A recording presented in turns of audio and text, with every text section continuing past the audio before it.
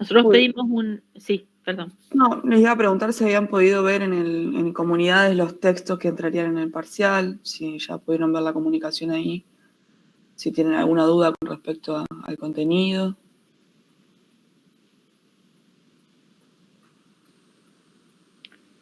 Y también si pudieron completar el formulario para que podamos ir organizando la secuencia en la que vamos a tomar, ¿no es cierto? ¿Vos eso ya lo enviaste por un mensaje privado? Claro, yo lo mandé en un aviso. Bien. ¿Le llegó? A mí no, profe. Vamos a ver entonces. Si no lo mandamos ahora. Yo pensé que ya había... No, esperen. Ya veo que lo mandé a la otra cátedra porque soy así un poco. Ya veo que están entrando los de psicología.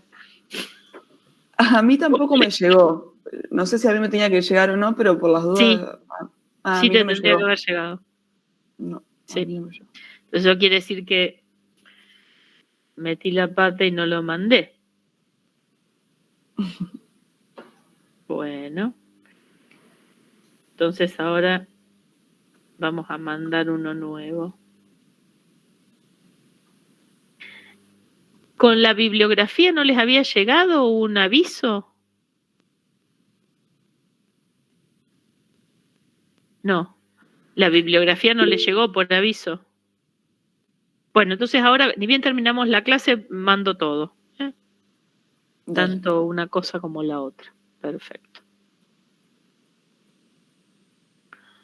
Bien.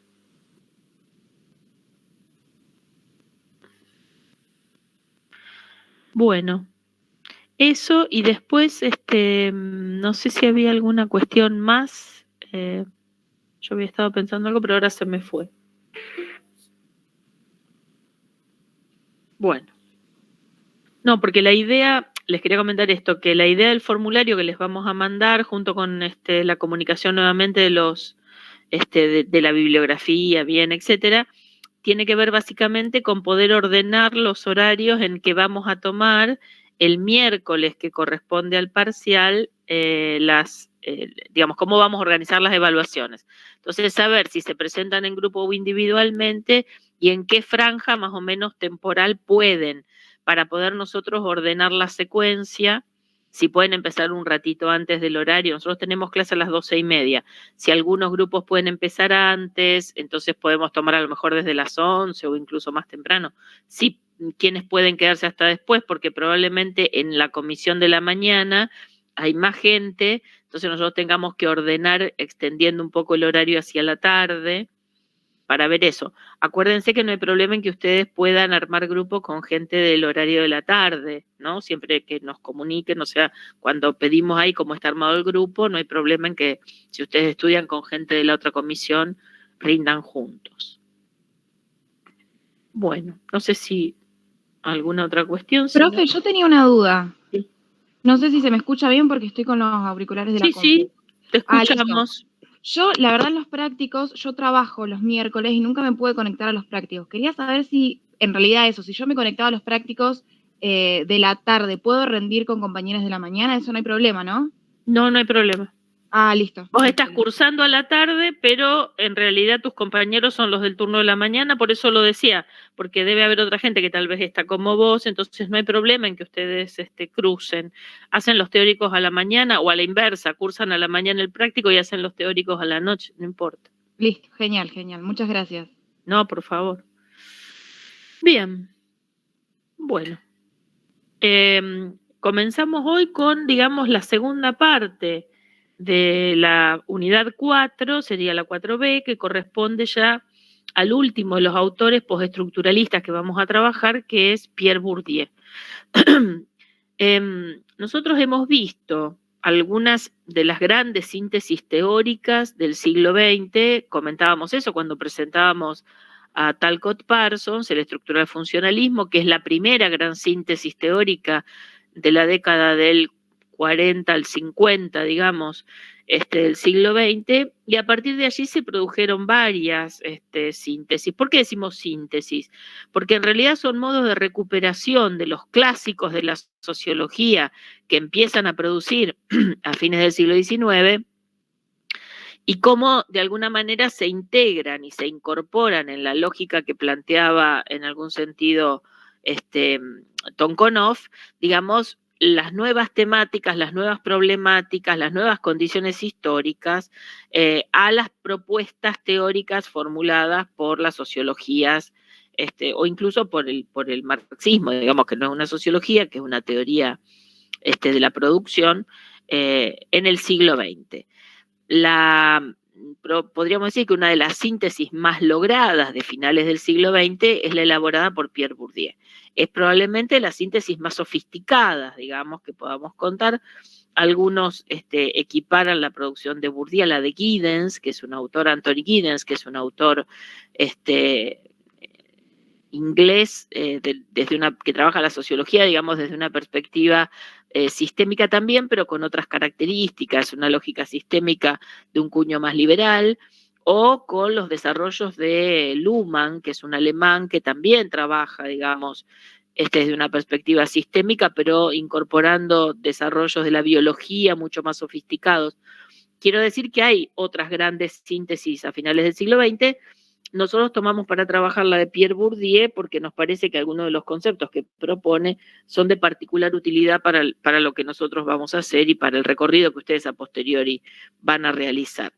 En este sentido, no nos vamos a detener demasiado en la trayectoria biográfica, simplemente ustedes la tienen en la ficha, la pueden recorrer ahí, simplemente señalar que Bourdieu, digamos, se forma en el contexto de la posguerra francesa, se forma en el marco de una filosofía fenomenológica exitosa, una filosofía de la conciencia, como habíamos dicho con Foucault, existencialista, que básicamente le da al yo de la gente, digamos, el lugar central, a la conciencia y el yo, el lugar central en la lectura del mundo que lo rodea, en la atribución, digamos, de significaciones al mundo que lo rodea y en la definición de la acción. Bourdieu, digamos, desarrolla, dice él mismo, un rechazo por esa filosofía, que es un rechazo al mismo tiempo teórico y político. Bourdieu le toca hacer el servicio militar en Argelia, donde Francia es potencia colonial, digamos, en el momento en que él le toca hacer ese servicio militar, al terminar la formación en la escuela normal. Y digamos, el modo en que se desarrolla la ocupación francesa en Argelia, el tratamiento que le da a los locales, digamos, a los argelinos, el despliegue de la guerra anticolonial por parte de los grupos de independencia argelinos, lo van a llevar a desarrollar una perspectiva política, digamos, muy anticolonialista y en ese sentido muy crítica respecto de las posiciones de Francia, pero también una posición teórica muy crítica respecto de estas concepciones filosóficas supuestamente humanistas, digamos, de la filosofía francesa, pero que no tienen ningún problema en mantener una lógica como la lógica colonial. Esta fotografía está tomada de una exposición muy famosa que se hizo a los 20 años del fallecimiento de Bourdieu, donde se presentaron, Bourdieu mientras está en Argelia hace trabajos antropológicos, hace trabajo desde una perspectiva que podríamos llamar una perspectiva hermenéutica, si ustedes quieren, o etnográfica, y en ese sentido toma muchas fotografías de la vida cotidiana. Todas esas se recopilaron, se hizo una muestra, y me interesaba mostrar aquí, digamos, las condiciones en las cuales se vivía en la Argelia, digamos, que transita Bourdieu, en el sentido de que es una colonia ocupada y en guerra, ¿no? Que es lo que tanto impacta. A raíz de este rechazo de la perspectiva fenomenológica, igual que en el caso de Foucault, se aproxima Bourdieu a la perspectiva estructuralista, De la perspectiva fenomenológica, solo rescata, digamos, los aportes de Merleau-Ponty, que es un fenomenólogo, digamos, teóricamente muy riguroso, denso, pero además que presta atención a una serie de cuestiones a las cuales otros fenomenólogos como Sartre no prestan atención, y por eso digamos, lo señala Bourdieu especialmente como un autor relevante. Decía que se aproxima a la perspectiva estructuralista, sobre todo de Althusser, que es uno de sus maestros en la Escuela Normal Superior, y al mismo tiempo, digamos, que se apropia en parte de las críticas. Dice que con el estructuralismo lo que comparte son sus rechazos, dice Bourdieu, en el sentido de que el rechazo del humanismo, el rechazo de la filosofía de la conciencia, el rechazo de la idea, digamos, de que la conciencia es soberana y que no hay coacciones operando sobre nosotros como individuos, todo eso está en el foco del rechazo, digamos, que Bourdieu comparte con el estructuralismo, pero también va a rechazar muchas de las lógicas presentes en el estructuralismo, dice él, sobre todo en Lévi-Strauss y en Althusser, que tienden a cerrar las coacciones, dejando completamente por fuera la capacidad de agencia de quienes van a realizar la acción. Y por eso, justamente, porque le interesa la acción, porque le interesa la capacidad de agencia de los individuos y de los grupos, es que recupera tanto la perspectiva de Wittgenstein para el problema de la significación, como la perspectiva goffmaniana para la lógica dramatúrgica. Bueno, como señalábamos recién, retoma, digamos, varias, podríamos decir, aportes de la sociología tradicional, es una síntesis de los aportes, y en ese sentido recupera tanto la perspectiva de la coacción sobre los individuos, que está presente en Marx y en Durkheim, a las que caracteriza, digamos, como posiciones objetivistas. También recupera las perspectivas subjetivistas presentes en Weber y en otros autores como Schutz, por ejemplo. La cuestión del problema del sentido que quienes obran le atribuyen a lo que hacen y a aquello que está presente en el mundo social. Recupera los aportes no solo de Durkheim, sino de Marcel Mauss, especialmente porque presta una singular atención al problema del cuerpo y de la presencia de lo social a nivel del cuerpo. En ese sentido, digamos, la síntesis que genera Bourdieu es una síntesis, podríamos decir, que incorpora una serie de elementos novedosos. También, por supuesto, incorpora el psicoanálisis, como todo el pensamiento, digamos, de las ciencias sociales del siglo XX. Y en ese sentido, digamos, es una síntesis con una serie de elementos bastante particulares. Ahora, ¿qué se propone hacer Bourdieu?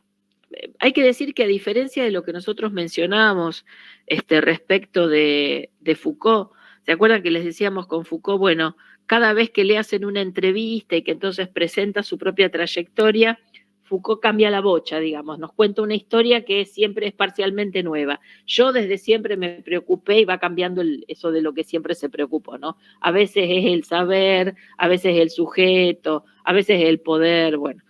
A diferencia, decíamos, de Foucault, Bourdieu es muy consistente, en el sentido de que, digamos, las relecturas que hace de la transformación de su propio trabajo tienen una consistencia muchísimo mayor.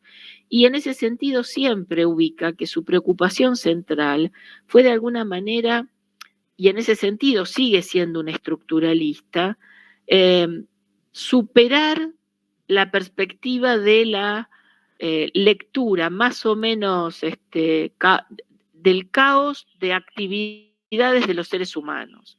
Si nosotros nos quedamos en la perspectiva fenomenológica, si observamos meramente, digamos, el obrar humano, podemos tener, como podrían hacer algunos de los miembros de la Escuela de Chicago, Goffman, por ejemplo, ¿no?, que hace observación, participante o no participante. Goffman busca encontrar en esa observación ciertas recurrencias, ciertas lógicas. Bueno, Bourdieu va más allá y desde el estructuralismo, desde esta posición estructuralista, propone que en el conjunto de la actividad que realizan grupos e individuos en las sociedades, esa actividad, por más que nos parezca a primera vista caótica, por más que nosotros al captarlas, digamos, fenomenológicamente, tengamos la impresión de que esas actividades no tienen, digamos, ningún punto de anclaje o ninguna lógica que la subtienda, lo que vamos a encontrar, si efectivamente encontramos la forma de abordarlas correctamente, si podemos construir el procedimiento metodológico y el repertorio teórico adecuado para eso, lo que vamos a encontrar es que estas actividades tienen, digamos, más allá de la apariencia, una forma de organización, una lógica que las articula, que puede no ser perceptible para quienes actúan, puede que los agentes, digamos, que están realizando esas actividades no tengan en claro por qué las están haciendo, pero que existe efectivamente una estructuración que coacciona a esos actores para que realicen esas actividades en una cierta dirección. También va a sostener que la coacción no es perfecta, se va a distanciar del estructuralismo porque va a plantear que la estructura no es una ley que pesa determinísticamente sobre cada uno de los individuos y que entonces solo se puede hacer, él usa la metáfora de las marionetas, ¿no? La estructura sería como los hilos que mueven a las marionetas, entonces la marioneta no puede hacer más que lo que los hilos, que el movimiento de los hilos dicta, ¿no? Entonces, como si el sujeto fuera solo la realización de la regla que es la estructura. Bourdieu rechaza esa posición, pero aún, digamos, reconociendo que, digamos, la estructura no es la mera efectuación de una regla, reconoce que ninguno de nosotros obra de un modo perfectamente espontáneo, absolutamente libre, totalmente autónomo, como si fuéramos conciencias flotando en la nada, ¿no? Entonces, al mismo tiempo, quiero decir, ni esa autonomía de la conciencia que pensaban los fenomenólogos, ni la pura y dura determinación de la estructura sobre los agentes. La preocupación de Bourdieu es construir un modelo teórico que permita leer la actividad social al mismo tiempo reconociendo, como propone Durkheim, como propone Marx, digamos, ciertas coacciones sin suprimir completamente la actividad de los agentes, ¿no? La agencia.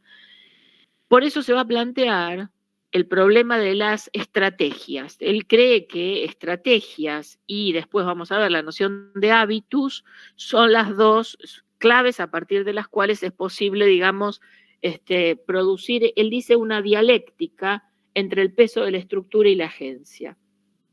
Es decir, entre los aspectos objetivistas y subjetivistas a ser considerados en la lógica de la acción.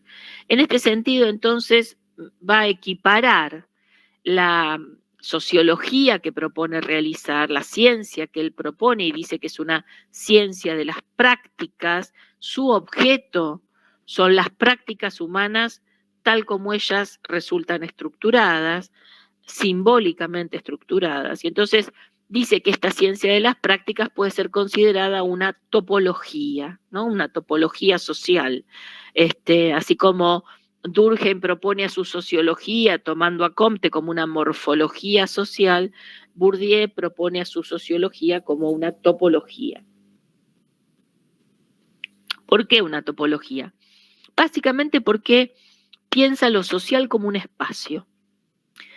No quiere decir que suprima completamente la idea de la temporalidad, la idea de la diacronía. No, para Bourdieu existe también una dimensión procesual, temporal, que permite pensar los cambios y las transformaciones. Ahora, Bourdieu reconoce que el complejo conceptual a partir del cual él trabaja es un complejo que representa lo social como un espacio, ¿no? Y que lo representa como un espacio porque el punto de partida es un agente, la posición que ocupa en relación con las posiciones que los otros agentes ocupan y los atributos, las propiedades, las condiciones que ese agente en esa posición tiene, ¿no? Digamos, que le reconocen los otros en relación con las que tienen los otros. Siempre la perspectiva es relacional. es la posición de un agente en la medida en que ésta tiene un grado de contigüidad con las posiciones de los otros. En la traducción de este texto aparece la idea de yuxtaposición. Habría que tomar con cuidado la idea de yuxtaposición, porque lo traducen así en relación a que el espacio, tal como Bourdieu lo piensa, es pluridimensional. Entonces, de alguna manera, el agente está ubicado en cada una de esas dimensiones que tiene que ver con cada uno de los capitales. Sin embargo, la relación entre la posición de un agente y la posición de otro agente es de contigüidad, no de yuxtaposición, ¿eh? No hay un agente sobre otro, sino un agente al lado de otro, pegado a otro, distante de otro, ¿no? Es una relación más bien de contigüidad próximo o distante, pero no de yuxtaposición. Lo que sí está yuxtapuesto es la posición de cada uno de los agentes, del mismo agente, en distintas dimensiones del espacio, ¿no? Bueno, de todos modos, el espacio social se representa entonces, o nos permite representarnos entonces el funcionamiento de una sociedad a partir de los agentes, a partir de las prácticas de los agentes, a partir de los atributos o propiedades de los agentes. Decíamos, Bourdieu utiliza esta representación espacial, topológica, como una especie de captación sincrónica del funcionamiento de una sociedad en un determinado momento. La representación de un espacio social, ahí voy y vengo, Este es el gráfico con el que Bourdieu, en una de sus obras más importantes, que es La distinción, que es probablemente su investigación más completa, representa el espacio. Si ustedes se fijan, está representado ese espacio sobre el eje de las dos ordenadas. La noción que estructura es la noción de capital y los tipos de capital, ahora vamos a hablar dentro de un ratito, y lo que de alguna manera capta esta representación del espacio es una situación sincrónica, es un momento, un estado de una sociedad en un momento dado. Es una especie de fotografía de cómo están las cosas. Bourdieu supone que podemos captar la diacronía, que podemos captar los procesos en la medida en que tenemos diversos cortes sincrónicos. Vamos viendo las transformaciones a partir de diversos cortes sincrónicos, ¿no? Pero eso no quiere decir que la perspectiva de Bourdieu sea una perspectiva centrada en lo procesual, ¿no? Contempla el proceso, contempla la transformación, contempla los cambios, pero en realidad podríamos decir el acento está puesto en una lógica más bien sincrónica. Bien, decíamos entonces, el espacio social no debe ser confundido. Esta representación, hago una aclaración, él habla de topología social porque la topología es una teoría de las transformaciones del espacio, ¿no? De las transformaciones de las figuras espaciales. Entonces, justamente asimila su sociología a una topología porque le interesa cómo se transforma el espacio, ¿no? A pesar de que lo hace a partir de esta lógica de los cortes sincrónicos. Decíamos que el modo de la representación del espacio social no es como la representación, podríamos decir, como la relación que existe entre el mapa como representación y el territorio al cual hace referencia el mapa, ¿no?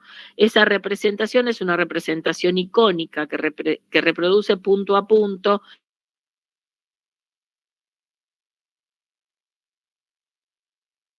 escala, etcétera. La representación que Bourdieu propone del espacio social tiene otras características, porque lo que allí se representan son distancias o proximidades simbólicas. Distancias o proximidades entre los agentes en su relación simbólica, es decir, en términos de la significación que para esos agentes tienen sus propias prácticas, las prácticas que otros realizan y los objetos que están en el mundo social. En este sentido, entonces, vamos a ver que lo que está estructurado en el espacio social, lo que está simbólicamente estructurado en el espacio social son las prácticas. lo que se representa como simbólicamente estructurado son las prácticas. ¿Y qué quiere decir que se representan como simbólicamente estructuradas? Que lo que organiza las prácticas es la significación que tiene para los agentes esa actividad que otros y ellos mismos hacen. La clave para comprender las prácticas es la significación. Ahora bien, así como para que yo pueda entender la significación de una frase, supongamos que estoy estudiando otra lengua, entonces me dan un párrafo, lo tengo que interpretar o traducir.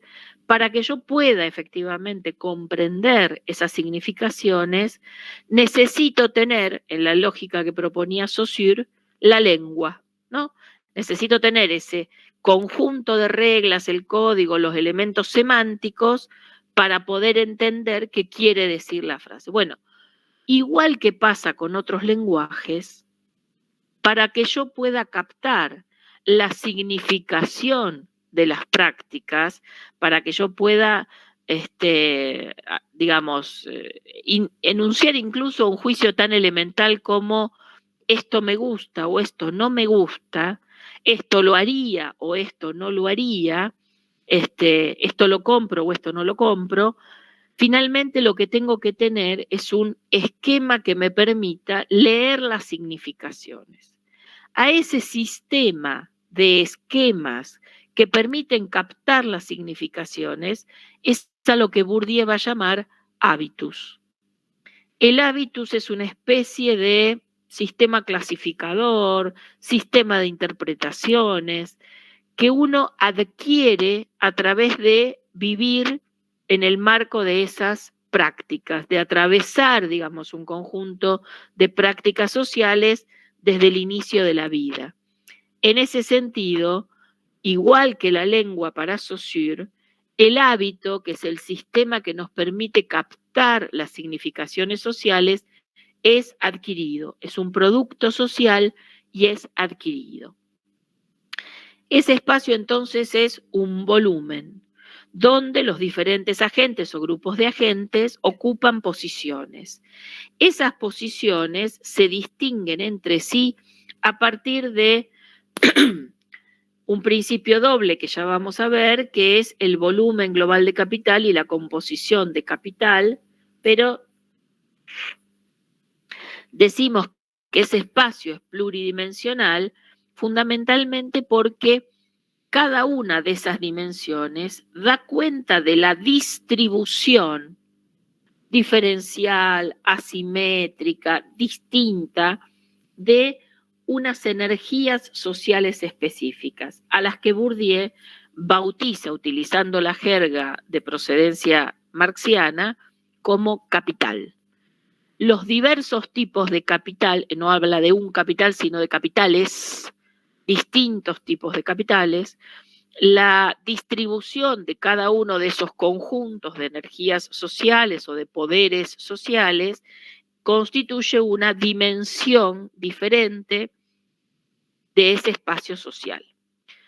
En este sentido, entonces, decíamos acá representamos, fíjense, capital cultural, capital económico, ahora vamos a ver cada uno de esos tipos de capital, los montos globales, más o menos, representados aquí, y ahora vamos a ver la investigación que Bourdieu realiza, el método que emplea para poder captar esa especie de estado que tiene una sociedad en un determinado momento. Primero, es una investigación que requiere de un conjunto de investigadores muy extensos, no es algo que pueda hacer un solo investigador. Digo, comparado con Durkheim, que hace la investigación del suicidio, laburando todos los expedientes él solo, Bourdieu trabaja siempre con equipos de investigadores. Él siempre formó parte de conjuntos, equipos, grupos de investigadores, ¿no? Estas investigaciones no se pueden hacer de uno.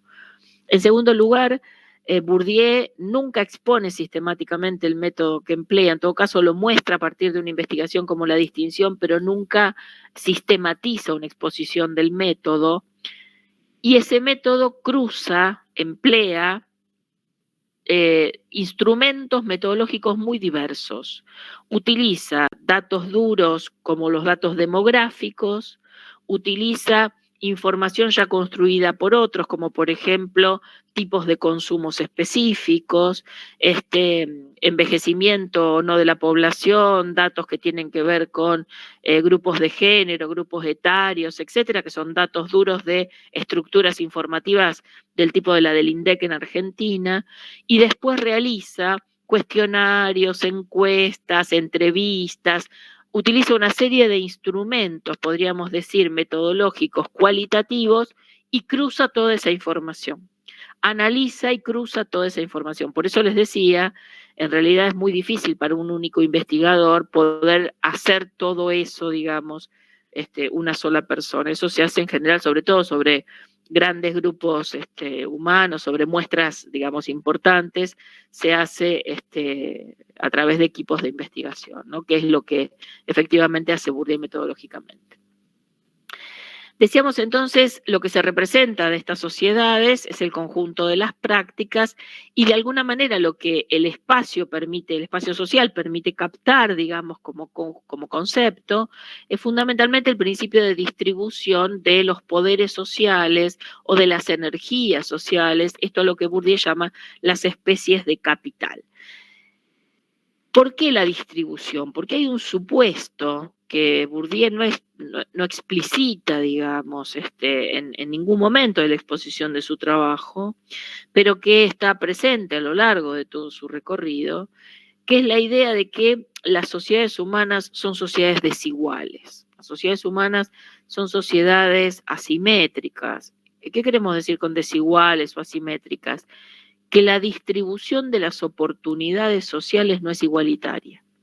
La distribución de las posibilidades que cada uno de nosotros tiene a lo largo de su trayectoria vital en una sociedad no es equivalente a la de otros otros individuos, otros grupos en esta misma sociedad. Que esa desigualdad es una especie de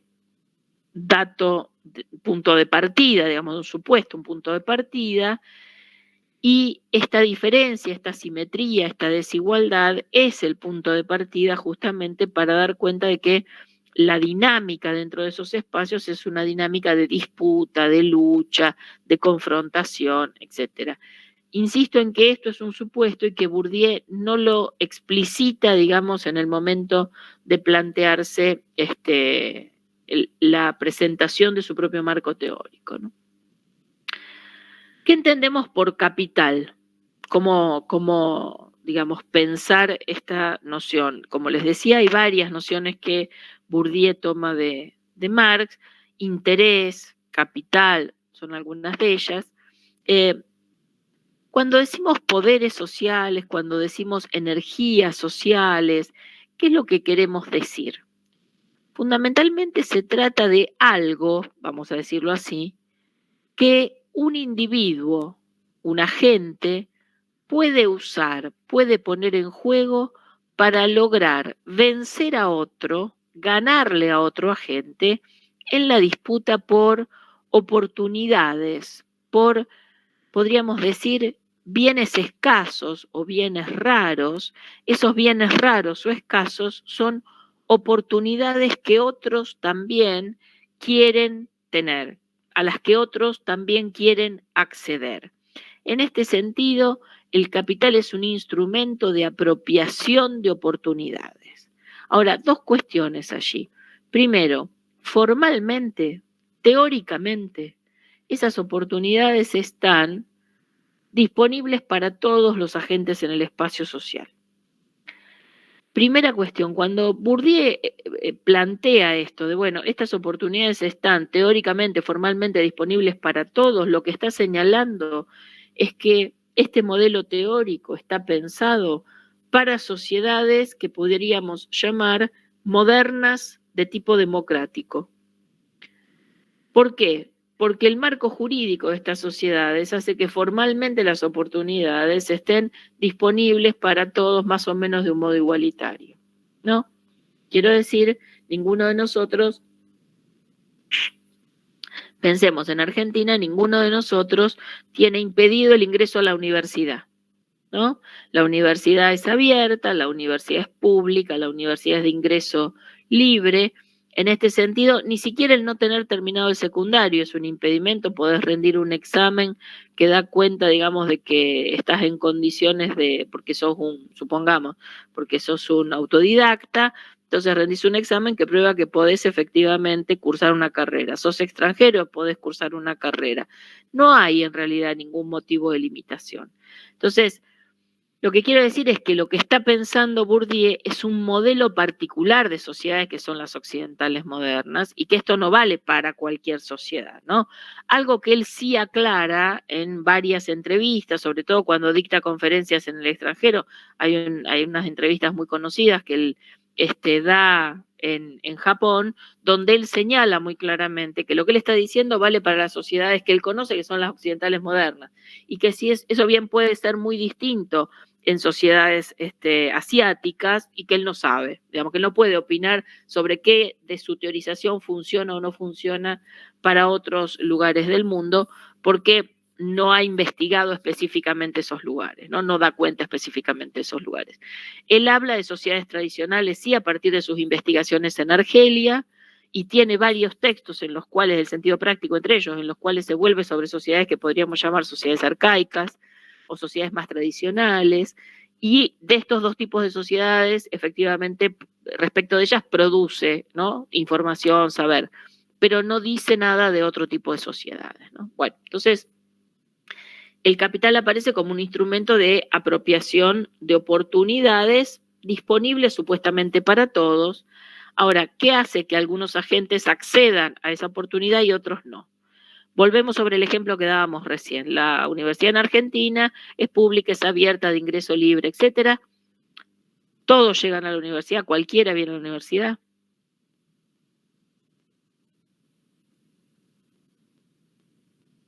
No. Pensemos nada más que, digamos, en la zona de Rosario, ¿cuántos jóvenes en edad de estudiar efectivamente estudian en la universidad? Pensemos cuántos no estudian porque no les interesa. Pensemos en cuántos no estudian porque creen que, digamos, la universidad no es para ellos. ¿Cuántos no estudian porque, digamos, suponen o saben que no tienen los medios para poder hacerlo? Entonces, cuando hablamos del capital, de lo que estamos hablando es de ciertas energías sociales. Después vamos a ver que eso se representa de modos muy diferentes, toma forma de modos muy diferentes, pero estamos hablando de esos poderes que hacen posible que algunos agentes pugnen por determinadas posibilidades y lo logren, y otros o pugnan y no lo logran. Por ejemplo, ingresan, vienen un tiempo y después no siguen, o bien que esos ni siquiera se les ocurra que es posible venir, ¿no? Hay muchos jóvenes de la edad de ustedes a los cuales ni siquiera se les ocurre la posibilidad de ingresar a estudiar en la universidad. Aparece una idea en ellos que es: esto no es para mí, que expresa justamente algo del orden de lo social, no del orden de lo individual. Bueno, decíamos entonces, capital tiene que ver con estas energías. Bourdieu va a postular diversos tipos de capital, va a caracterizar por lo pronto 4 o 5 que nosotros vamos a abordar a lo largo de los textos que vamos a trabajar, y vamos a empezar ahora a presentarlos. Bueno, capital económico, dice Bourdieu, no se refiere solo a lo que tradicionalmente, podríamos decir, la economía, la ciencia económica, reconoce como patrimonio. Es cierto que tiene que ver con lo que tenemos en propiedad, ¿no? Puede ser, bienes como medios de producción, pueden ser valores negociables, pueden ser propiedades como casas, campos, etc. Ahora, Bourdieu amplía esa idea de capital económico, proponiendo que el capital económico es todo aquello que produce renta, todo tipo de renta. Y ahí, si nosotros pensamos en esto de, bueno, ¿qué produce renta? En otra clase, los compañeros ayudantes en la materia proponían como modo de pensarlo en esa versión ampliada las piernas de Messi. La habilidad futbolística, las piernas de Messi, efectivamente constituyen un patrimonio. Tanto constituyen un patrimonio que las aseguradoras lo cubren, ¿no? Pasa con los jugadores de fútbol, pasa con los jugadores de básquet, pasa con otro tipo de profesiones, ¿no es cierto? Que efectivamente es posible asegurar un bien como las piernas de un futbolista o las rodillas de un basquetbolista. En ese sentido, es un capital económico en la medida en que produce una renta, le produce a Messi una serie de contratos que le dan, digamos, cuantiosas sumas de dinero, y que eso le permite tener una forma de vivir, un cierto estilo de vida, un modo de vida, ¿no? Que le permite acceder a ciertos bienes, circular por determinados lugares, comprarse determinadas cosas, etc. En ese sentido, entonces, podríamos decir, el capital económico involucra todo eso, cualquier cosa que sea capaz de generar un cierto tipo de renta y, por lo tanto, dar lugar a un cierto estilo de vida.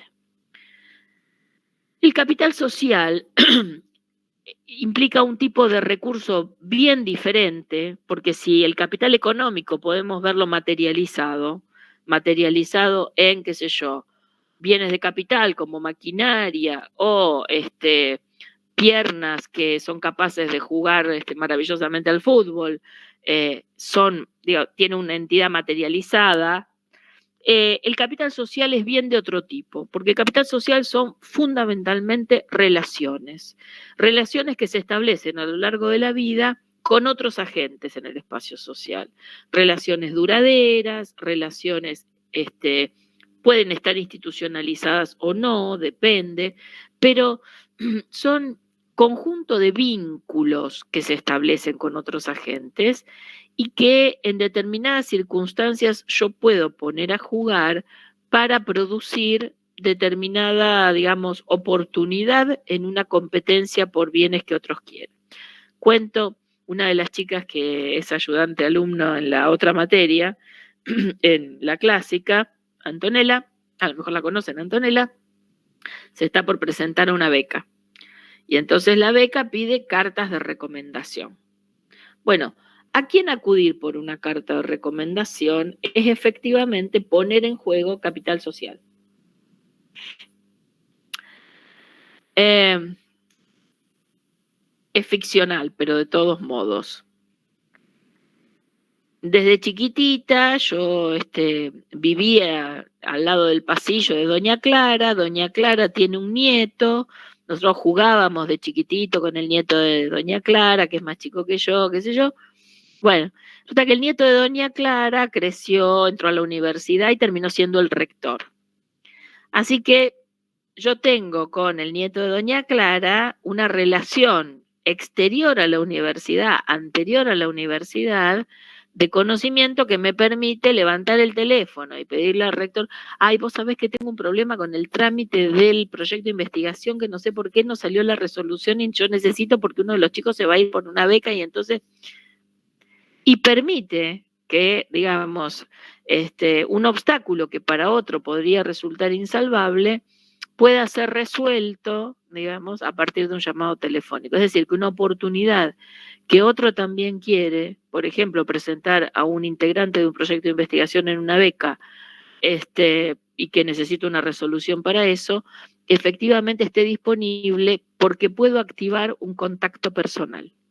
En ese sentido, digamos, un contacto personal abre posibilidades para conseguir trabajos, abre posibilidades para relaciones que pueden terminar en matrimonios, abre una serie de posibilidades que efectivamente Bourdieu piensa en clave de capital.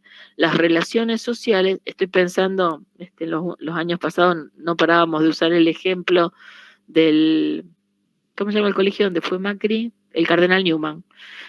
¿No? Esa especie de cuando todos los asesores y ministros y qué sé yo en algún momento habían estado con él en la escuela. Bueno, efectivamente eso es lo que llamaríamos desde la lógica de Bourdieu capital social, ¿no? Esos vínculos que permiten en determinado momento acceder a oportunidades que otros también buscan. El tipo más, podríamos decir, relevante de capital que teoriza Bourdieu, probablemente la noción que más ha sido recuperada y que constituye un aporte más significativo en la perspectiva teórica de Bourdieu, es la noción de capital cultural. El capital cultural fundamentalmente tiene que ver con un proceso doble que existe al mismo tiempo y en una relación indisoluble entre objetos externos y la singularidad de la gente y de la trayectoria vital de la gente social. Por eso Bourdieu va a distinguir formas particulares del capital cultural. No va a hablar directamente del capital en general. Lo presenta a veces también en algunos textos más viejos, o por lo menos fue traducido así, como capital informacional. Puede ser capital cultural o informacional. Después Perdón, ¿puedes repetirlo del doble proceso que me perdí? El capital cultural siempre supone una relación entre determinados objetos del mundo externo, entre los objetos del mundo externo y el proceso de cultivo, dice él, lo va a decir un poco más adelante, de cultivo de la gente.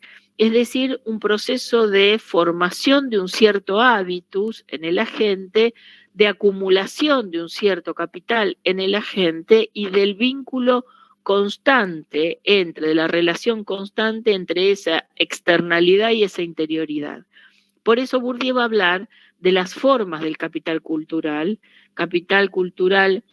interiorizado o incorporado, capital cultural objetivado, capital cultural institucionalizado. Va a hablar de diversas formas de este capital, cosa que él no distingue en los otros, por ejemplo. Los otros capitales no hacen esa diferencia. En el capital cultural sí. Primera cuestión, el capital cultural incorporado. Una cuestión a subrayar aquí es que cuando Bourdieu dice incorporado, lo está diciendo en sentido estricto, es decir, a la letra, en el cuerpo, inscripto en el cuerpo, la cultura plasmada en aquello que podríamos decir aparece como menos ligado a lo intelectual y más ligado a lo físico. Traduzco.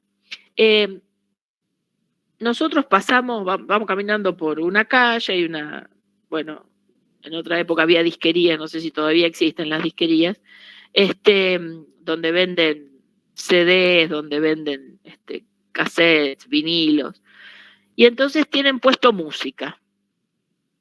Alguien que va pasando dice, ¡ay, ese ruido de mierda! ¿Por qué no bajarán el volumen? Porque tienen los parlantes afuera y la música ocupa todo y a todo trapo. A esa persona, eso que está allí sonando le parece ruido. A otra persona, eso le parece música. Tanto le parece ruido a una de ellas que termina por hacerle doler la cabeza, es decir, por producir un síntoma físico. ¿Por qué? Porque algo para mí aparece como molesto, ¿no? Y para otro eso aparece como placentero. Ciertas formas de usar el pelo, ¿no? Jóvenes, los masculinos de cabello largo, en una época se usaban los jóvenes con rastas, ¿no? Y entonces una piba dice, ay, mira, qué bueno que está con las rastas, qué sé yo, y otra dice, ay, qué mugriento.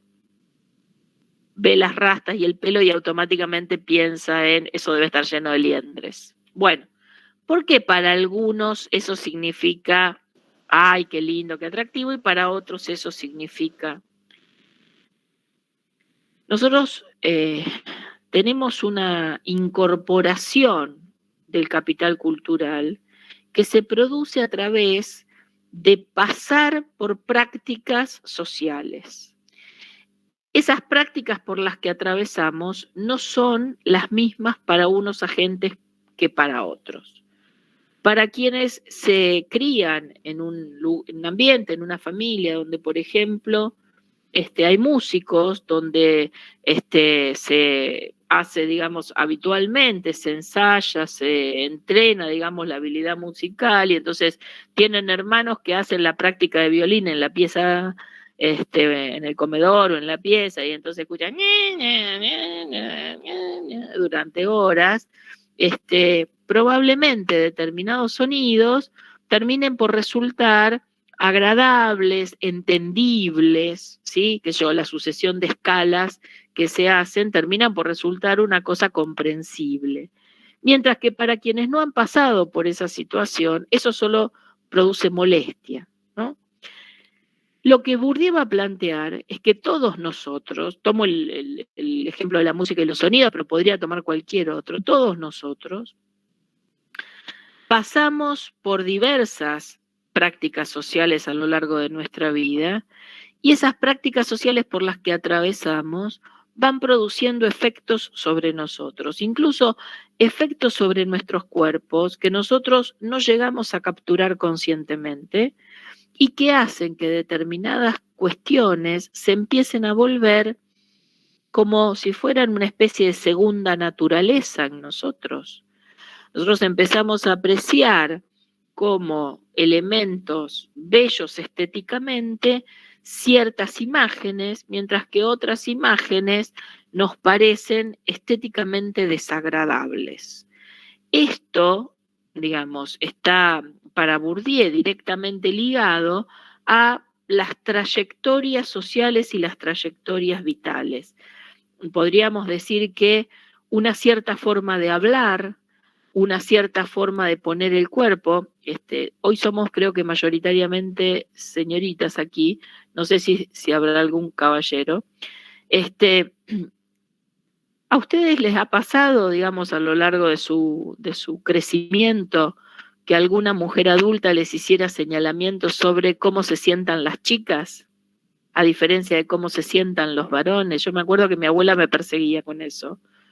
Vos te sentás con las piernas abiertas, las chicas no se sientan así. Las chicas cruzan las piernas, ¿no? En ese sentido, ¿cómo vas a andar con pollera y te vas a sentar de esa manera?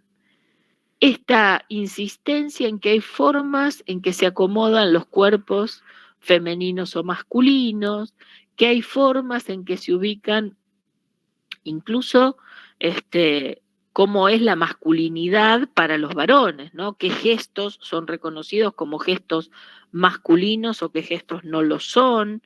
En ese sentido, todos nosotros vamos incorporando, algunos son explícitos, como mi abuela que me insistía en eso, pero muchos otros quedan implícitos en las prácticas por las que vamos atravesando, y nosotros simplemente los incorporamos sin darnos cuenta. Esto es lo que Bourdieu caracteriza como capital cultural incorporado, una cierta forma de la gestualidad, por ejemplo, la gestualidad al comer, cómo se toman determinados objetos, cómo se tratan determinados objetos, cómo se lleva la ropa. Lo que nosotros llamamos elegancia es en realidad capital cultural incorporado, es una cierta forma de llevar la vestimenta. El cómo se usa la lengua, elocuencia, es en realidad una forma de capital cultural incorporado. En ese sentido, vamos a ver que, digamos, la idea de incorporación es una idea de fuertemente inscripto en el cuerpo y raramente reflexionado, raramente consciente, digamos. Uno podría decir que mucho de las críticas elaboradas por teóricos del feminismo, digamos, en relación justamente a esta incorporación no consciente de los patrones de diferenciación, discriminación entre femenino y masculino, tienen que ver efectivamente con esto, ¿no? Con capital cultural incorporado de un modo que no es consciente, y por eso se trabaja para volverlo consciente. Paréntesis, Bourdieu escribe si yo no recuerdo mal, a comienzos de los años 2000, un texto que se llama La dominación masculina, que es un texto pensado en clave de género, recuperando parte de sus trabajos etnográficos en Argelia y después cotejándolos con condiciones o con situaciones contemporáneas. En ese sentido, capital cultural incorporado tiene que ver con esto de cómo queda inscripto en el cuerpo. El capital cultural objetivado implica cómo las sociedades plasman en determinados objetos ciertas magnitudes de capital. Ahora, lo que interesa marcar, digamos, en la ilustración son cuadros, libros, diccionarios, instrumentos, máquinas, etc. Ahora, cualquiera de esas cosas constituye capital cultural objetivado en tanto y en cuanto existe un agente con el capital cultural incorporado necesario y suficiente para detectar en ese objeto un objeto cultural con ciertas cualidades. Cada 2 por 3 aparece en algún en el sótano de alguna casa europea o en algún pajar de alguna casa europea una obra sin firma, una pintura sin firma, y entonces empieza toda la discusión sobre si pertenece o no pertenece, si es en realidad, qué sé yo, una obra temprana de Van Gogh que no firmó y que no tiene, o que sí tiene, o que... Toda la discusión sobre qué es y qué no es, por ejemplo, una obra de arte, en este caso una pintura, cuál es su valor, si pertenece o no pertenece a determinado pintor, etcétera, tiene que ver efectivamente con que algo se constituye en un capital cultural objetivado en la medida en que hay quienes lo reconocen desde esa perspectiva.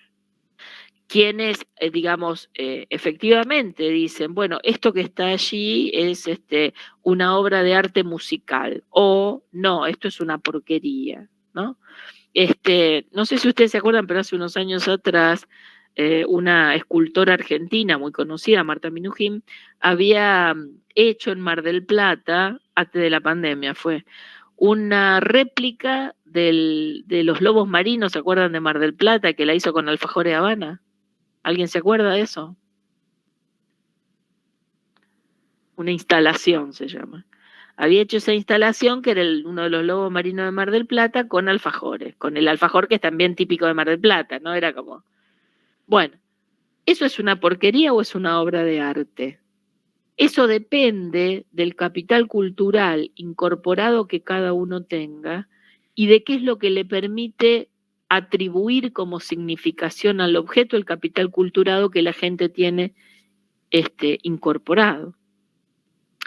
Que algo me parezca una pintura maravillosa o que me parezca, digamos, mirá las cosas que pintaban estos locos, depende pura y exclusivamente del capital cultural incorporado. En este sentido, entonces, la objetivación es un proceso social que va, digamos, en relación, como decíamos al principio, directamente con capital cultural incorporado. El capital cultural institucionalizado es una forma particular, digamos, del capital objetivado, podríamos decirlo, es un punto de toque o de encuentro entre capital cultural incorporado y objetivado, en el sentido de que es una forma por la que se objetiva un proceso de incorporación de capital cultural. Es fundamentalmente institucionalizado en títulos sobre todo escolares, ¿no? Dice Bourdieu. ¿Qué dice el título escolar? Yo tengo el título de la Alianza Francesa, por ejemplo. ¿Qué dice el título escolar que otorga la Alianza? Lo que dice es que he realizado un proceso por el cual he incorporado determinados montos de capital cultural específico, por ejemplo, otra lengua. En ese sentido, entonces, el capital institucionalizado aparece separado del capital cultural objetivado en general, porque el título lo que refrenda, lo que certifica de alguna manera, es un proceso de incorporación.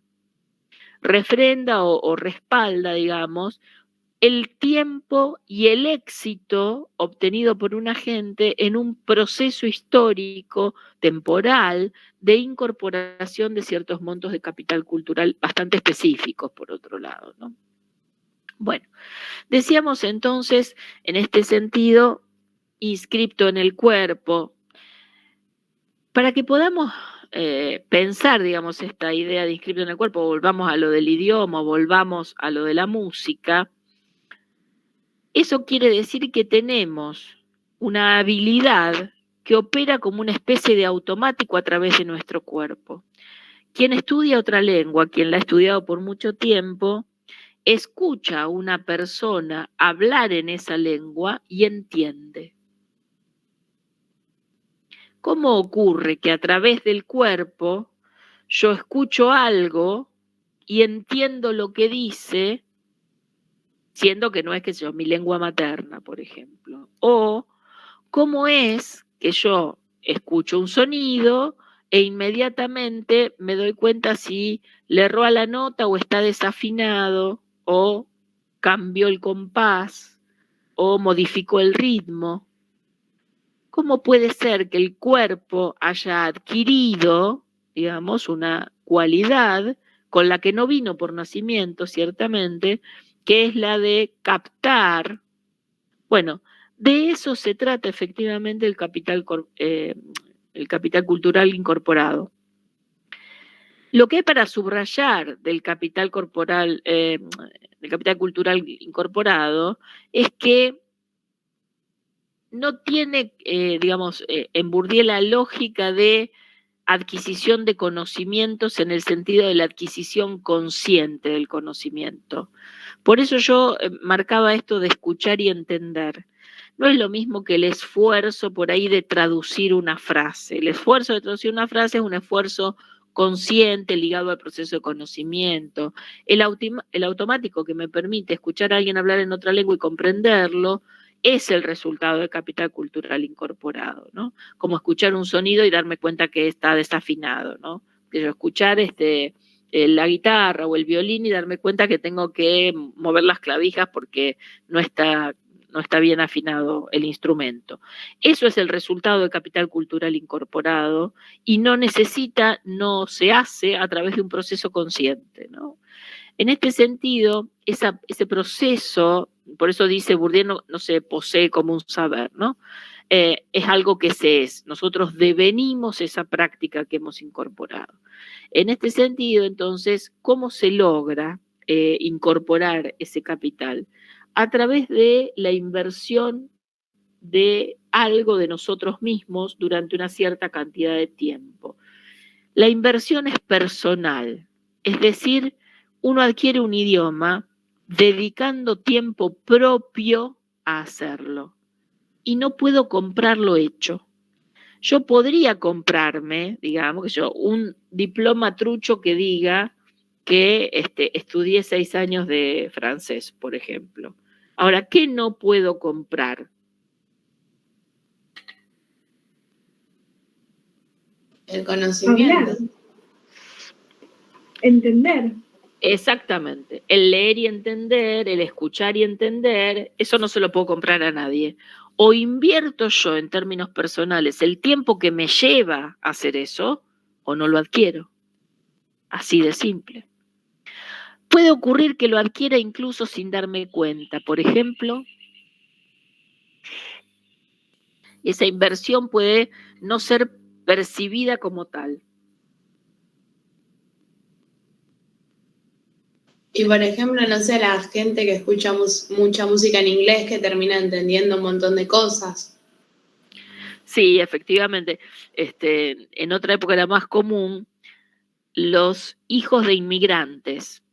Los padres hablaban en la casa la lengua nativa, la lengua originaria, qué sé yo, hijo de inmigrantes italianos, los padres hablaban en italiano, entonces los hijos, a veces los nietos, entienden el italiano.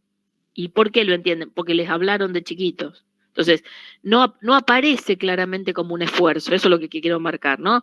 Igual que vos decís, alguien que ve muchas series o películas y que entonces se habitúa o escucha mucha música en otra lengua, se habitúa a la lengua y entonces entiende cosas espontáneamente.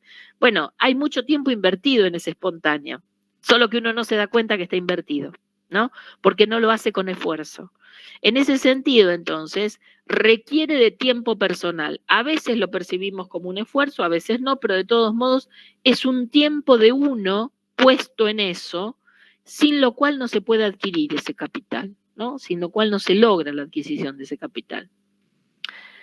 Para que un psicólogo adquiera la destreza de hacer una buena entrevista diagnóstica, lo que se requiere no es solo que estudie en qué consiste una entrevista diagnóstica, no es solo que haya leído trabajos donde otros toman entrevistas diagnósticas, lo que se requiere es que haya hecho muchas entrevistas diagnósticas, porque en realidad hay habilidades que se adquieren exclusivamente invirtiendo el tiempo que lleva la práctica, ¿no? Algo así como la habilidad de tocar afinadamente en el violín, que requiere horas de entrenamiento. Bueno, el capital cultural pensado en este sentido, entonces, siempre implica esta inversión personal de la que habla Bourdieu, y en ese sentido no se puede comprar hecho, pero sí es cierto que existe algo así como una transferencia, si quieren. Lo que Bourdieu señala es que no se transfiere en el sentido de que yo no puedo, qué sé yo, pasarle a mi hijo mi habilidad para tocar el violín. No hay transferencia en ese sentido, ¿no?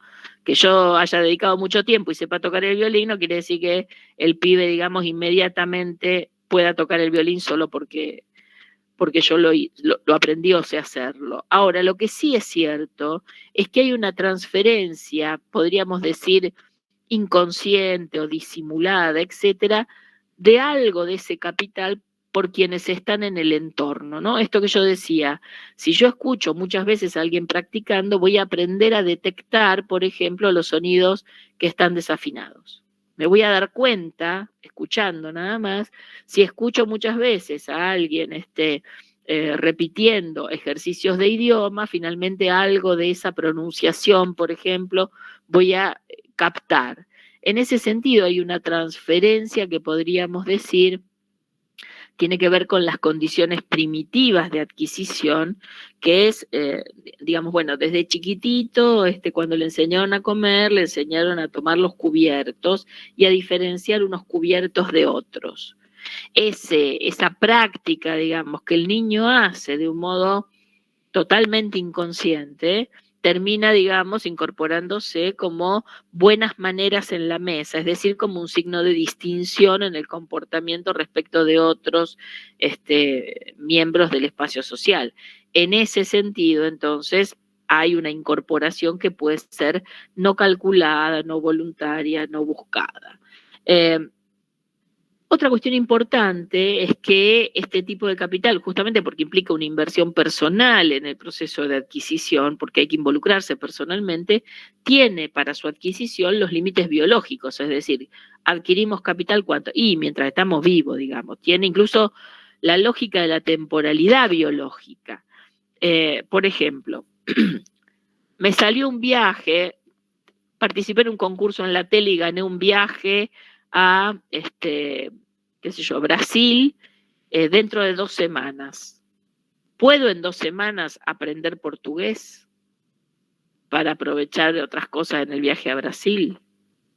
Bueno, hay una limitación del tiempo biológico. Puedo pasar muchas horas al día escuchando, tratando de estudiar portugués, etcétera. Ahora, hay un límite, digamos, las 24 horas del día y mi propia resistencia corporal que implican que tengo márgenes para poder dedicarle al idioma. Tendría posibilidades de rendir una materia, pero me quedan desde que rindo el examen anterior 4 días. ¿Puedo en 4 días estudiar todo lo que tengo que estudiar para rendir la materia? Entonces, digamos, la incorporación de determinados capitales culturales tiene una limitación biológica en muchos sentidos, digamos, no solo la duración de la vida, sino también los tiempos biológicos, los tiempos vitales, digamos, ¿no? En este sentido, entonces, Bourdieu va a subrayar esta transmisión del capital cultural de una forma disimulada, digamos. Él dice que es la herencia, es la mayor herencia y al mismo tiempo es la herencia menos visible, por decirlo de alguna manera. Una herencia que puede ir desde la aportación del apellido, por ejemplo, hasta ciertas habilidades ligadas a los juegos realizados con los adultos, ¿no? Unos compañeros tomaban el caso de la brujita Verón. El papá de Verón, la bruja, era un jugador de fútbol espectacular y con su hijo jugaba y su entretenimiento era el fútbol y bueno, ¿cómo salió Verón? Un espectacular jugador de fútbol. En ese sentido, digamos, hay un compartir determinadas prácticas que implican cómo se transmite, digamos, como si fuera por herencia, lo que en realidad es adquirido, ¿no? En ese sentido, no es que hay algo así como un gen por el cual, digamos, los Verón son todos buenos jugadores de fútbol. Verón tiene un hermano que es un patadura. Así como Maradona era Maradona y Lalo, el hermano, digamos, era un jugador modesto, por decirlo menos. Entonces, no hay un elemento biológico, lo que hay efectivamente es una transmisión social que tiene que ver con ciertos intereses, ciertos gustos, ciertas habilidades practicadas con otros, etcétera, que aparece como capital incorporado. Bien.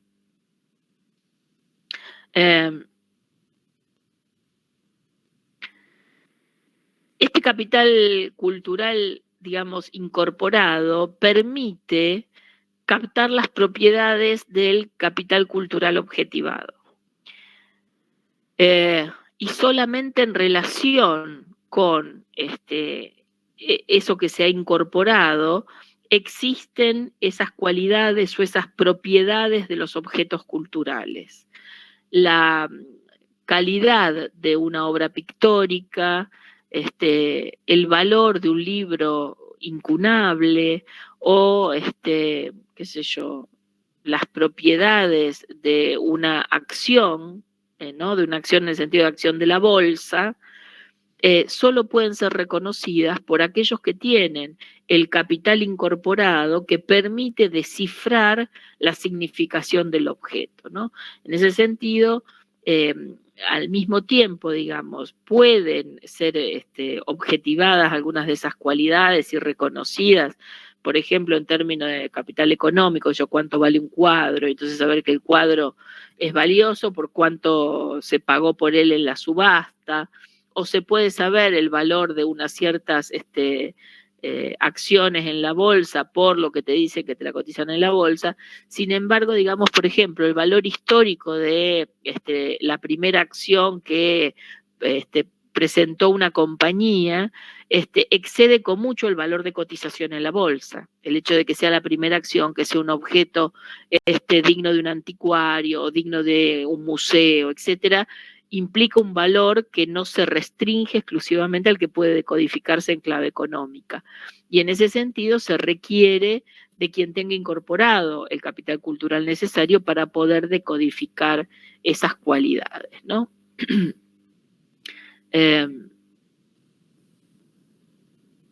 Estoy viendo por las dudas de no olvidarme.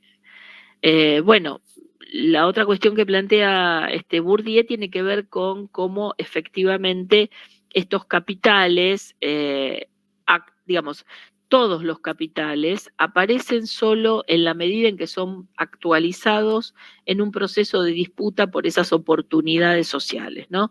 Esto vale para todos los tipos de capital, para los que mencionamos desde el comienzo.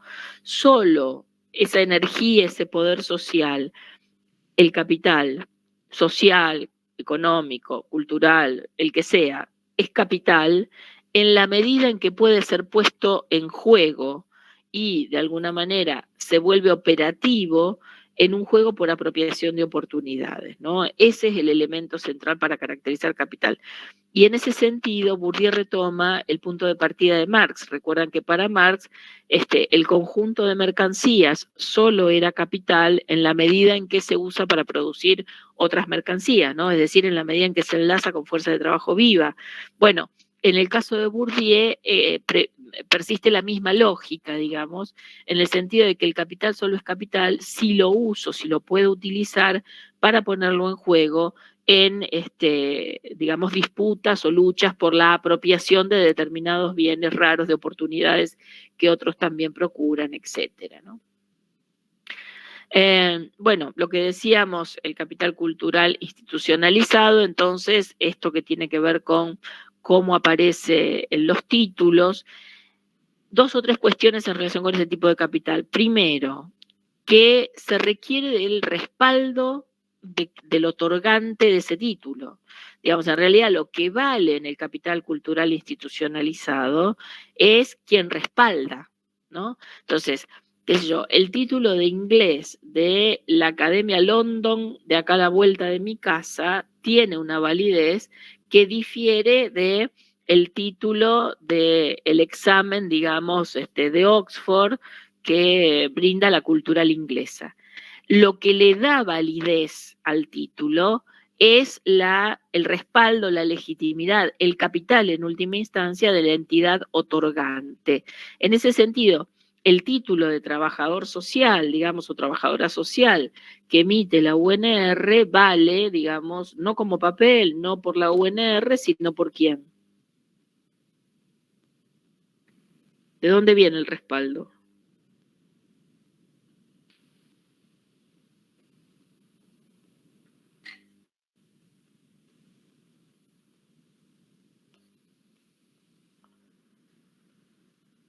¿Solo de la universidad misma?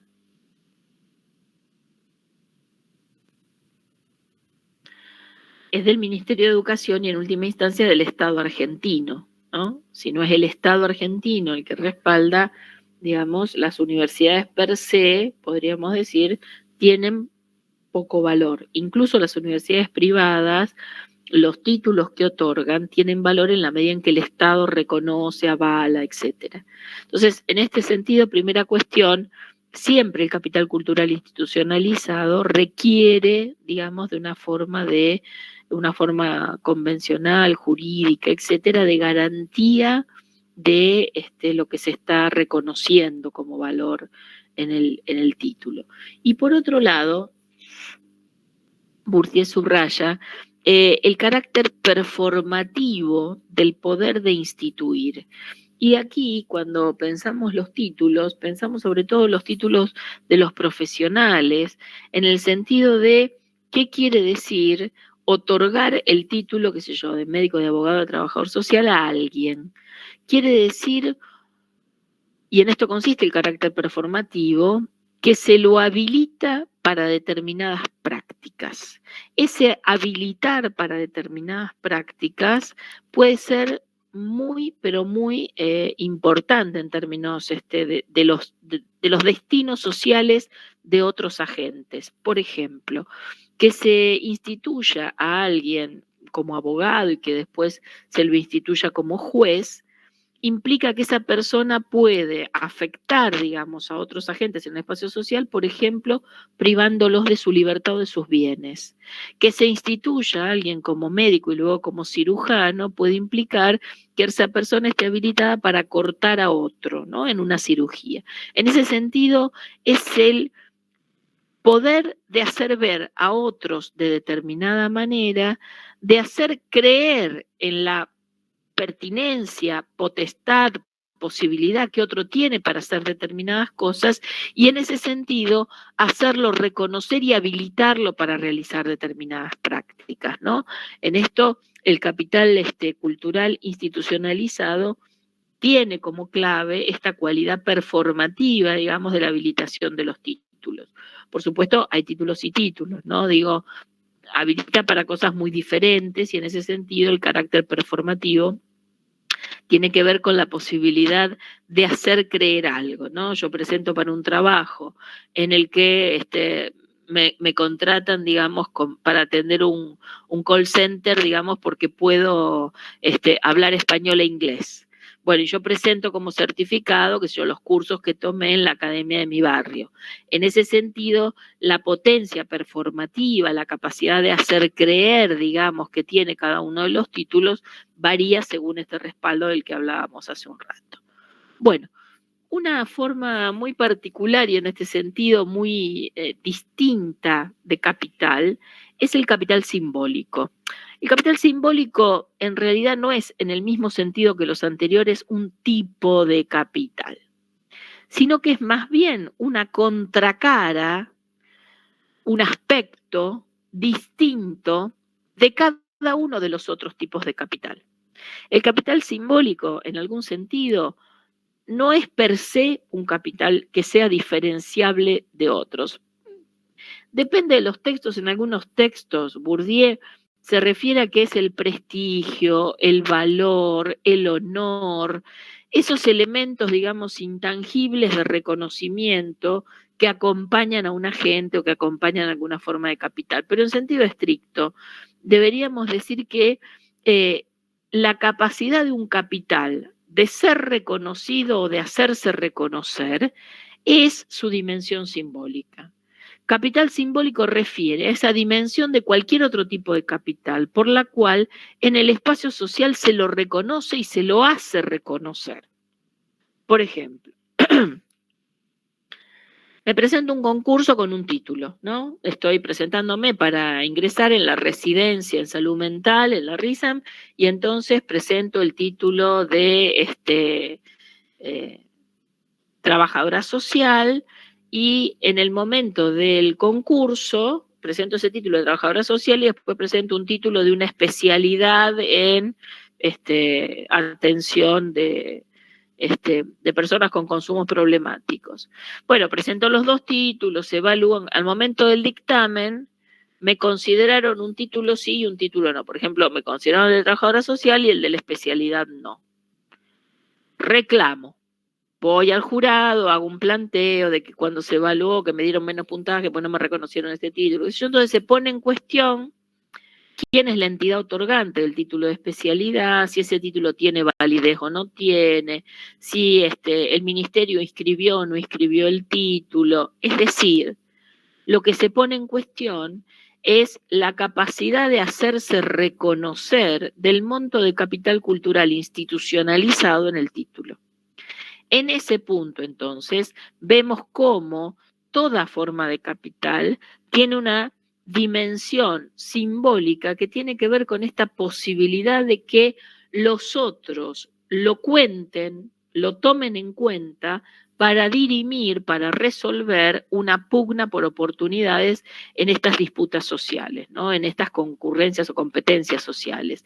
En este sentido, entonces, siempre el capital simbólico aparece en vinculación con otro capital y difícilmente pudiéramos pensarlo de un modo absolutamente autónomo de otro capital. Hay algunas circunstancias en las cuales aparece como un capital que podríamos pensar más o menos independiente, qué sé yo, en una solicitada, la firma de un premio Nobel, cuenta especialmente porque, o la firma de expresidentes, digamos, planteando algo en relación a una problemática. Bueno, cuenta justamente por su carácter simbólico, ¿no? Porque haber sido premio Nobel o haber recibido alguna vez un premio Nobel o haber sido presidente de un país, etcétera, implica, digamos, un cierto prestigio, un cierto honor, y entonces lo que se pone en juego en esa firma es un monto de ese honor, y uno podría ahí pensar situaciones en las que hay algo de capital simbólico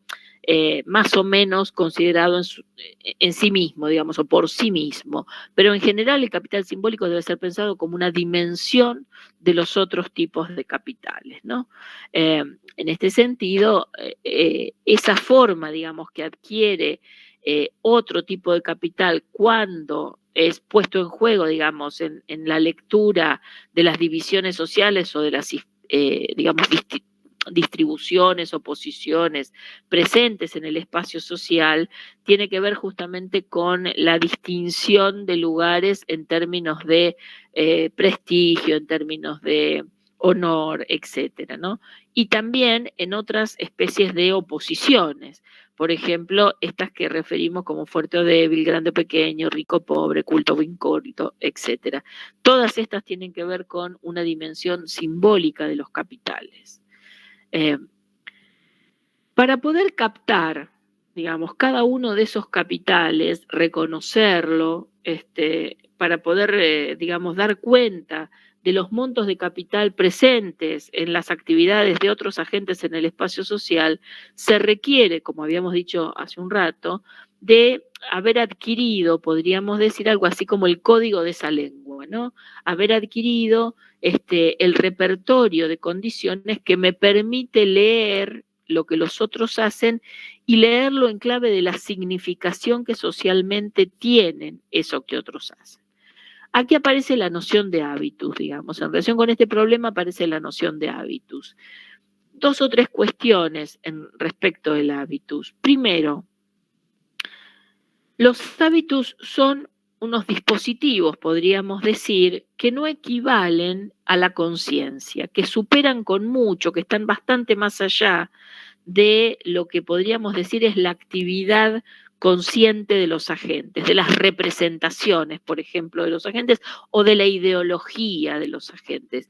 Bourdieu se ocupa de elaborar esta idea de hábitus justamente para escapar del problema, para tratar de superar el problema, de quedarse con las representaciones conscientes de los agentes que imponen un límite para captar las actividades de los otros en el espacio social, que es un límite muy rígido, muy duro.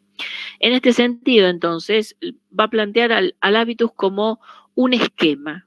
Digamos, los agentes sociales lo que van a ir incorporando, van a ir formando en ellos, es un esquema o un sistema de esquemas. ¿De qué? De percepción, apreciación y producción de prácticas o disposición a la producción de prácticas. ¿Qué quiere decir un esquema de percepción que es al mismo tiempo un esquema de apreciación? Quiere decir que cada uno de nosotros como agentes en el espacio social captamos algo del espacio social, captamos los objetos, las prácticas que realizan los otros agentes, la presentación misma física de los otros agentes, etcétera, etcétera, siempre en una operación doble que es al mismo tiempo percibir y apreciar. Apreciar quiere decir decodificar una significación. Apreciar quiere decir que lo capto valorándolo en su significación, que lo capto apreciándolo en su significación. Nosotros nunca solo percibimos algo, alguien, alguna práctica en el espacio social de un modo perfectamente neutro, ¿sí? Es decir, completamente desprovisto de significaciones. Siempre captamos algo y nos parece que nos gusta o que no nos gusta, que está bien o que está mal, que es feo o que es lindo, que es, y voy a empezar a usar, digamos, otras dicotomías mucho más duras, como por ejemplo, ay, eso es berreta, esto es fino. Esto es mersa, se decía cuando yo era joven, esto es fino. Ay, aquello es una defecio, esto es espectacular. En ese sentido, digamos, el mundo social se nos presenta y es captado constantemente en esta lógica apreciativa, siempre dicotómica, siempre opositiva, que implica que nosotros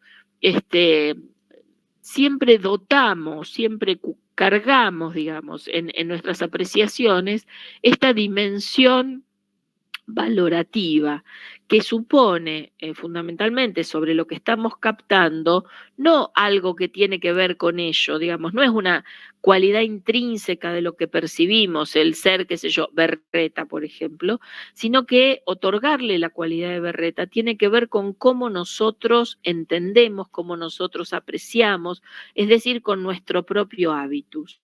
Lo que para mí puede ser berreta, para otro puede ser perfectamente maravilloso, sofisticado, etcétera. eso tiene que ver no con la cosa, no con la práctica, no con el otro agente, sino con la perspectiva desde la cual cada uno de nosotros aprecia, es decir, con nuestro hábitus como agente. Y en ese sentido, apreciar algo de tal manera o de tal otra manera implica que voy a tener una disposición a actuar diferente. Si, por ejemplo, me dicen, no, porque yo voy a estudiar licenciatura en física, es maravilloso, licenciatura en física, te la pasás todo el tiempo haciendo, estudiando procesos de los flujos y los materiales y haciendo cuentas y viendo la resistencia de los materiales y no sé qué. Y hay otro que lo mira, al que dice eso pensando, no se me ocurre un modo más horripilante de pasar el resto de mi vida que haciendo eso.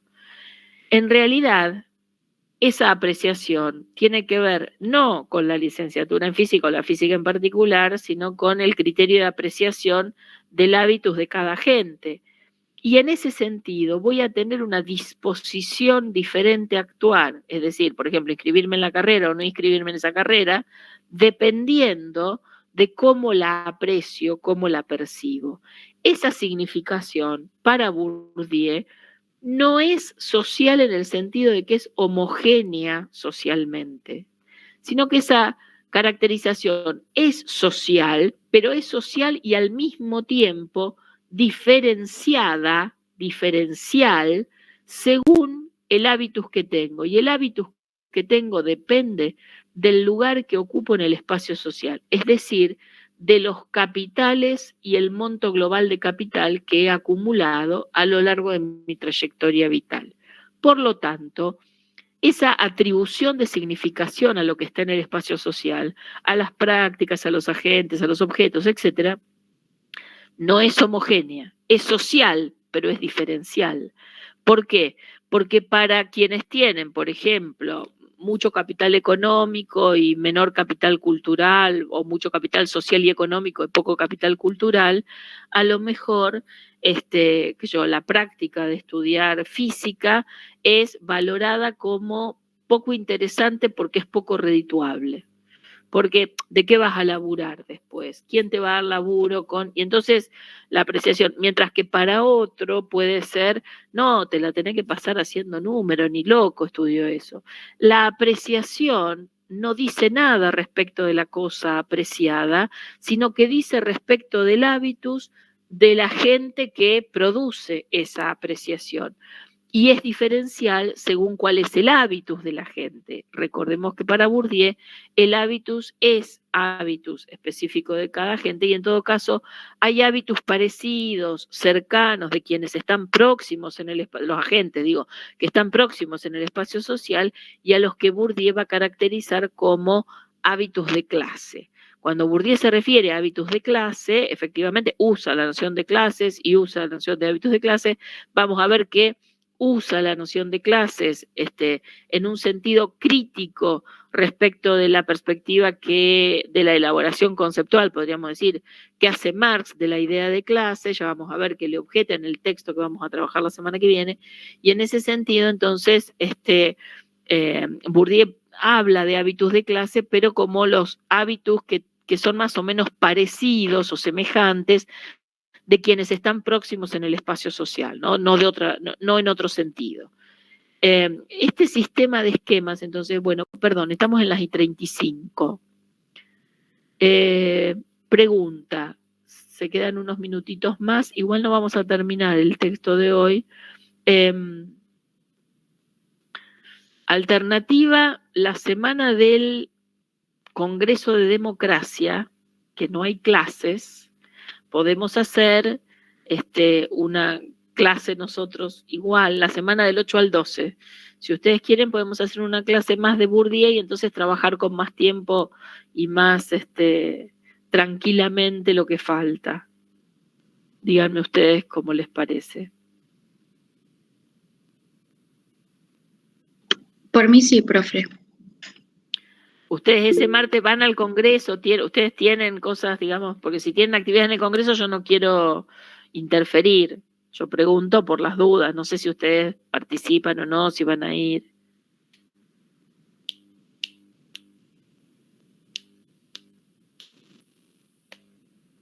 Yo por lo menos no me inscribí. Bueno, si ustedes no les, digamos, si no les perturba demasiado, entonces podemos trabajar con un poquito más extenso, un poquito más de calma. Yo diría, la semana que viene, en todo caso, retomamos para terminar por lo menos algunos ejes de la ficha y tratamos de arrancar con espacio social y poder simbólico. Y en todo caso terminamos con espacio social y poder simbólico la semana del 8, o sea, sería el día 9. Vamos a hacer una virtual, digamos, ¿sí? A las 11. Bueno, nosotros igual nos quedamos ahora con Indiana por si hay consultas, porque como estamos, digamos, aproximándonos al momento del parcial y estamos terminando Foucault, si hay consultas de los textos anteriores, nos quedamos disponibles en la consulta. De esto que vimos hoy también, por supuesto, ¿no? Y recuerden que mañana nos vemos en el práctico y que solo quedan 2 prácticos para participar como condición de regularidad. Así que queda el del martes que viene, el de mañana y el del miércoles que viene, así que queda poco. Claro, porque después los miércoles los vamos a usar para evaluar. Está el miércoles, que es el Congreso de Democracia, que ese miércoles no vamos a trabajar, y después ya vienen los 2 miércoles que se hace la evaluación del parcial y el recuperatorio. Sí. Por eso decimos que quedan 2 nada más. El práctico de mañana es el que está cargado en comunidades sobre el texto de Foucault. Historia de la sexualidad. Historia de la sexualidad. Son una serie de preguntas como la de la semana pasada y ya está subido. Son unos planteos, ahí me parece que les pedíamos, si yo no recuerdo mal, que hicieran algunos ejemplos, que buscaran ustedes algunos ejemplos. Sí. De prácticas disciplinarias, de prácticas biopolíticas, de soberanía. A ver si